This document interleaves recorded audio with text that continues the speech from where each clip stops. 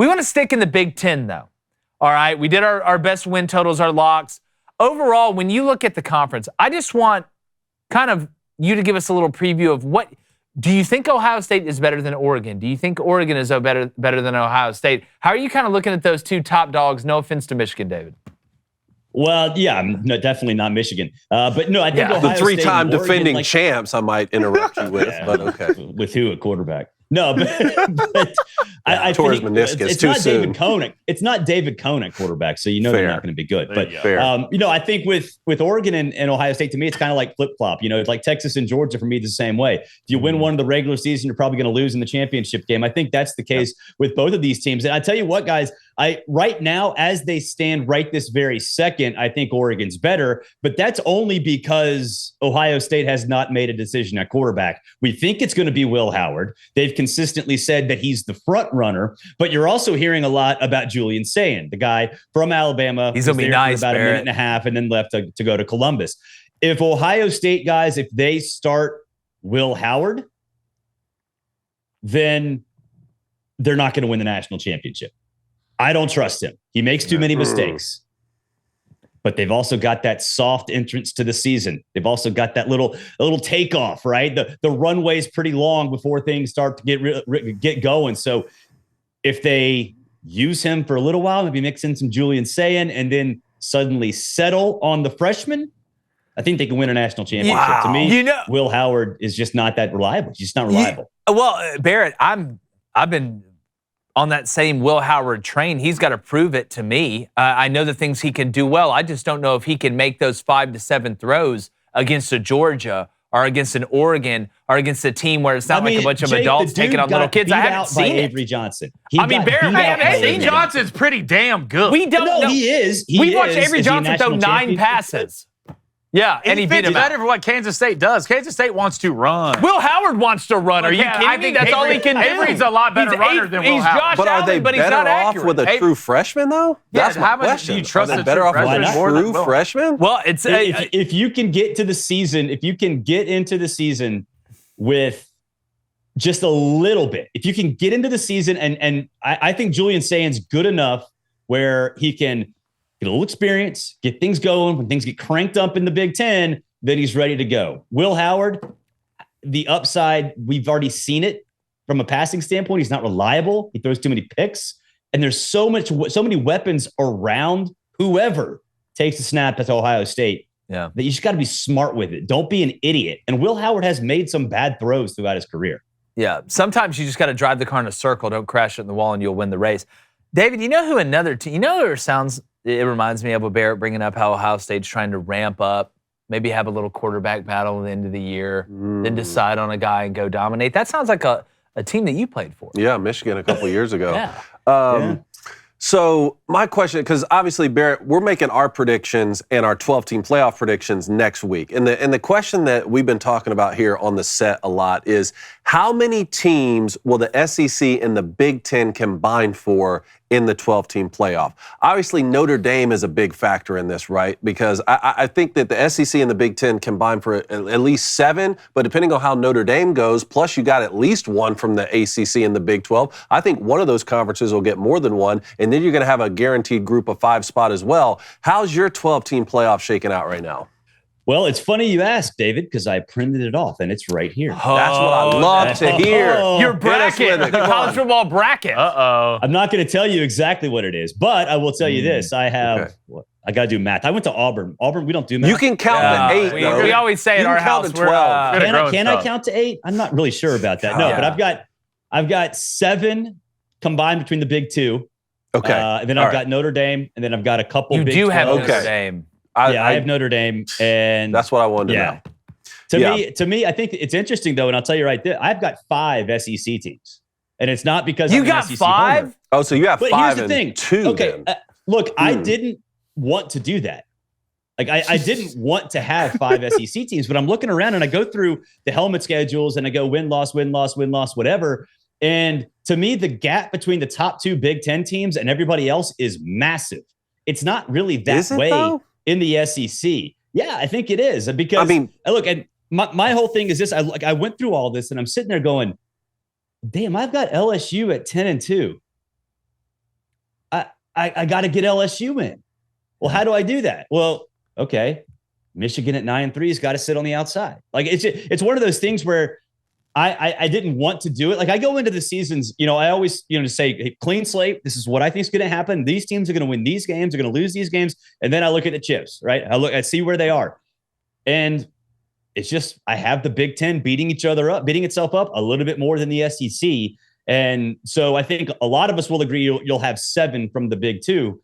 I am in that vote 5 as well. and 2. I think it could be just the exact opposite. Well, see, that's what I was going to say, Brett. I'm glad you brought that up because we were talking about this last week, I believe. I actually think the SEC, there's at most probably 5 teams that can win the conference. I think if you add Missouri in there, Georgia, Texas, I'm not adding Bama, Missouri in there. Ole Miss, Missouri. So even if you don't add that 5, no there's LSU. 4. No, wait, I don't think you have 5 SEC teams and Missouri and LSU aren't either one of them? No, LSU is. I have LSU in. Okay. Do you have do you have Tennessee in? I do not. Okay. I have Georgia, Texas, Ole Miss, LSU, Alabama. Wow. Okay. So I just think there's going to be so much carnage in the SEC that it's actually going to hurt them a little bit when it comes down to getting the most teams in. See, I look at the Big Ten. I see the teams that, like the Penn State and the Iowa, or some of these teams that duck Michigan or that duck Ohio State or duck Ohio State and duck Oregon. You really look at having the an schedules. easier way. But I wonder though, Bear, because we see this in college basketball sometimes. I feel like conferences like the Big 12 get the benefit of the doubt if it's close by the selection committee. So if you think, if it's close when it comes time to pick these teams, do you think the SEC, David, I'll throw this to you, do you think the SEC has enough cachet to be able to sneak a team in front of the Big 100%. 10? 'Cause I think that's we just saw it last year. We just saw it last year with an undefeated Florida State team. That's not just that's not just any team in the ACC. That's their blue blood program in the conference. But you're talking about sneak a pick here or there, give a benefit of the doubt here and there. That's not 5 from one conference and 2 from the other. But, my question is, what happens when Penn State goes 10-2 though? Or what happens when Michigan beats Texas at home? Right now it's just like a foregone conclusion. Yeah. Of course Texas is going to beat Michigan on the road, even though they'll have a top 3 defense. What happens if Michigan beats them all of a sudden? What happens if Iowa's 10-2 or Penn State's 10-2? Like all of that can happen. You're right. But here's the thing. I think I don't have a lot of Big Ten teams being 10-2. I don't have Penn State at 10-2. I don't have Michigan at 10-2. I've got Michigan at 9-3. I think the SEC beats itself up, which I think it will. And you have 3 teams sort of just cruise into the finish line with 2 losses. Don't go to Atlanta. Don't have the opportunity to lose another game. Then the SEC logo, those 3 letters are going to matter a lot in the minds of the College Football Playoff Selection Committee. And here's the thing, though. What I love about this conversation, guys, is we have absolutely no idea. None. Because in 2022, or 2014, I should say, we all were like, wow, Virginia Tech beat Ohio State week 2. Oh, my God, Ohio State's not going to make the College Football Playoff. The Big Ten's dead because everybody in the Big Ten lost. And then, Ohio State goes on to win. We've never done this before. We've never been in a 12-team playoff era. And I'm excited. That's the thing. Is like, this is what I love about the sport. We can all yell at each other and no one knows. We have no idea. That's the best part about the preseason, Barrett. And I mean, now that it's so many tentacles have gone on this thing, so many different things can happen. I do, before we get to Blaine, you brought up, let's say, this is a scenario I find fascinating. And let's just run the ground ball out. Let's say there is 5 teams, okay, that are 10-2 and better in the SEC. Let's say 3 teams are 10-2 in the SEC that don't play in the conference championship game. Okay. Let's say Georgia's 12-0, and let's just for what in gigs, let's say Bama's 11-1. So you got a 12-0. You've got a 12-0 Georgia. All right. Okay. Let's say you've got a 10-2 Bama, and those 3 other teams are 10-2. Okay. So 4 10-2 teams, 1 undefeated. Let's say Alabama is one of those 10-2 teams, and they play Georgia in the conference championship, and they lose to become 10-3. Do you put in, Barrett Sallee, Georgia, who won the SEC championship game, and those other 3 teams that are 10-2 but did not have the opportunity to play Georgia, over an Alabama in the playoff that is now 10-3 after losing the SEC championship? Well, that's the big question, right? They played themselves into an opportunity to lose. Yeah, like you're good enough to get another opportunity to not win. Like it's a horrible situation to put yourself in. I don't think that the committee would punish them. I think the committee would view that as sort of a half loss, so to speak, like a 0.5. And I guess that, again, all of this sort of depends on what the rest of the landscape is and tiebreakers and head-to-head matchups and things like that. But in a situation like that, if you're better than those other 3 teams and got to a situation where you absolutely have to be left out, then I think that's a problem. I think, but I think right now, again, beauty of it is we get to argue about it, but you can't play yourself into a position to lose that and be punished for it. That's not fair. Unless your quarterback gets hurt halfway through the game and then he's out for the rest of the playoff, and then they can just put whoever they want in, Blaine. All right, let's go to Big Boy Bo. We got some questions here. It's hashtag Ask Barrett. He wants to know, do you think James Franklin will ever get over the hump at Penn State? I wish he would. I hope he can. I like James as a guy. I like him as a coach. I think he's a very smart dude. He's not doing it with Drew Aller. I know. I'm with you. Not. I love those running backs too. Like, it's one of those things where you have Nick, you have Katron. Like, you guys should be good, and they just aren't. It sucks. It's just like, it's like James Franklin and Penn State have like the most badass car, But the problem is, the engine doesn't work. Like, it's got all the paint, the rims, the interior. Hell, it glows in the dark. The electrical system kind of shorts out every once in a while. Stars, like, it's just, the main thing doesn't work good. And that's Drew Aller. I'm with you 100%. Well, and here's the thing too, Jake, is the playoff is like, this is the James Franklin Penn State playoff. Like, the whole thing exists for a team like Penn State. Yeah. Like, they're the team. Like, there's not many teams, but Penn State's one of them. Like, you should make the playoff every year. This is for you. And if he doesn't, then something's wrong. But no team benefited more from divisions being eliminated in conferences than Penn State did. Hands down, without a doubt, which is basically making the same point that you just made. All right, let's go to the Shepherd of Ducks. He wants to know, Barrett, how well do you think Chip Kelly will fit in as the OC? Dude hasn't had a good offense since he was here in Eugene 12 years ago. He can just coach ball, right? Like, he's there to coach ball. He don't have to deal with all the other crap. He don't have to deal with the boosters. Doesn't have to deal, not your boosters, the actual, like, real people that pay the bills. Although they pay your bills sometimes too. He doesn't have to deal with that. He doesn't have to be a head coach. So he can just go out there and beat Chip Kelly. And I think that helps. I think, again, like I said earlier in the show, if he chooses somebody other than Will Howard, then he's going to be very successful. But he's got the keys to a Corvette. He's got probably the best set of skill players of anybody in the country. And I think when you have that, then you've got a good foundation. As long as he makes the right personnel decision at quarterback, I think he can sit back and be the Chip Kelly of old. He's just got that didn't disappear when he went to the NFL or when he went to UCLA. It's just maybe he was distracted by other things. It seems like with some of these older coaches that being a coordinator or even a position coach is becoming like the Florida of retiring old people in college football. You know, like when old people retire, they all go down to Florida. They don't want to deal with any of this stuff anymore. They don't want any of the bad weather anymore. Yeah, like I want to go someplace to be able to just chill, relax, have fun, do what I love to do, whether that's fishing, reading a book, kayaking, whatever the hell you want to do. That's what it just feels like. It feels like Chip Kelly did that. Some of these other coaches, like Sean Lewis left to Kent State to be the OC at Colorado to get a head coaching job. Like, I think Sean Elliott from Georgia State was like, dude, I'm just going to be the tight ends coach at South Carolina. Like, it's just, I wonder if it's just turning in the point where they're so... Matt Luke was like, I'm just going to go coach offense. Yeah, Matt Luke. I mean, even some of the guys... It's funny you mentioned that, Jake, because I've talked to a lot of coaches. I don't know if y'all have, but I've talked to a lot of coaches who have told me that the way things are right now with the calendar and everything else, they're just going to retire. It's not going to be that they're just going to, take a step down and chill. They're going to be 53 years old and just be like, all right, I'm done. Yeah, well, people don't know. I mean, people don't talk enough about the calendar. Like, we talk about the changes in, the transfer portal and all that stuff, which obviously the transfer portal, they're trying to lower the days the window's open now. If you could see, if the average college football fan could just see the printout of what the schedule looks like from a calendar year for a head coach and recruiting in the transfer portal, it is the most ass-backwards thing you have ever seen in your life. The coaches that I talked to during bowl season were like, Jake, I've never had to make a decision in my life.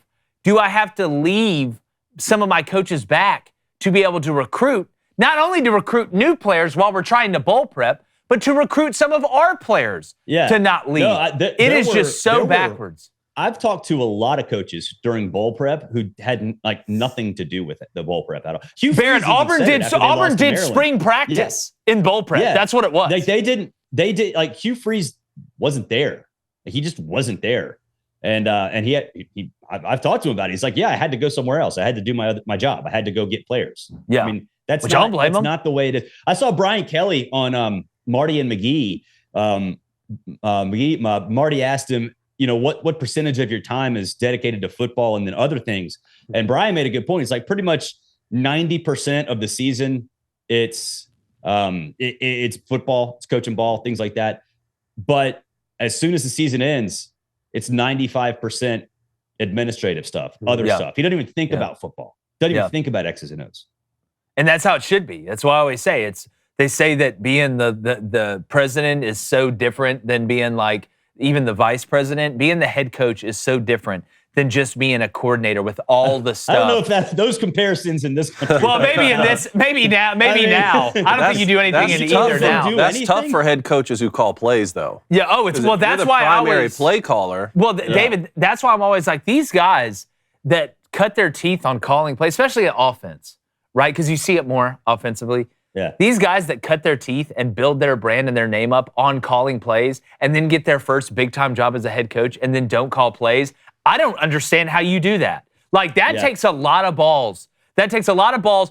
Or the only other way I'd understand it, if it was like Lincoln Riley and then Garrett Riley was the OC. Yeah. That'd be the only way I can understand it. They're the same guy. Yeah, it's the same thing. But like, I'm going to stop. I'm the number one chef in the world right now, and I get hired at my best restaurant ever. Now I'm just going to stop cooking? What? So I'm going to cook harder, longer. Yeah. We're going to turn into that. But Barrett, man, we appreciate you coming on. It's always fun to chop it up with you, my friend. Tell everybody where they can find your work as we get ready to immerse ourselves in the waters of college football season. Yeah, college football smothered and covered. Got some big news with the show coming up in the next week or so. So go to YouTube, Spotify, Apple, all those places. Then SiriusXM kicks off week 0 and Outkicking Find the Writings there. And I tell you what, guys, I will be in Dublin, Ireland, covering Florida State versus Georgia Tech next weekend. Hey, when are you going up there? Like, what day are you going up there? Next Wednesday. Okay, so you'll have a couple days before the game. Man, yes. We may have to get a live. I know. We'll have to get a live remote appearance if that's possible. I will agree, but there might be a few beers involved. It's your Z-Biotics. A few. A few. I'm disappointed. So get this. So we have an event. It's at the Guinness Brewery, and then another event. It's at the Jameson Distillery. No. Let's get Barrett. This is a great time. We got any Z-Biotics on? I got some right now. Yeah, drink a gallon of this. Get some of your Z-Biotics. Yeah, brother. Before you go do and that. There will be golf played. There will be golf played. Hey, Barrett, I will say, you're pissing me off. Guinness. Now Blaine's mad. Guinness tastes way different than it looks, and it's pretty good. Way different than it looks. I was a skeptic. I was skeptical hippo. Now you're believing. Then went over there, had one in a London pub. It's pretty fire. I just wanted to throw that in. Hit the Bushmills factory. Too in Europe. God? It tastes better. Yeah. Oh, sorry. God's a woman? It does. I missed that bet. I've been to both those places, Barrett. You're going to have a great time.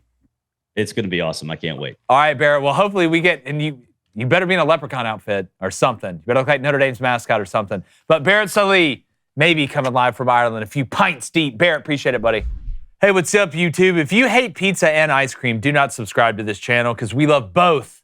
So you should love this channel. Subscribe.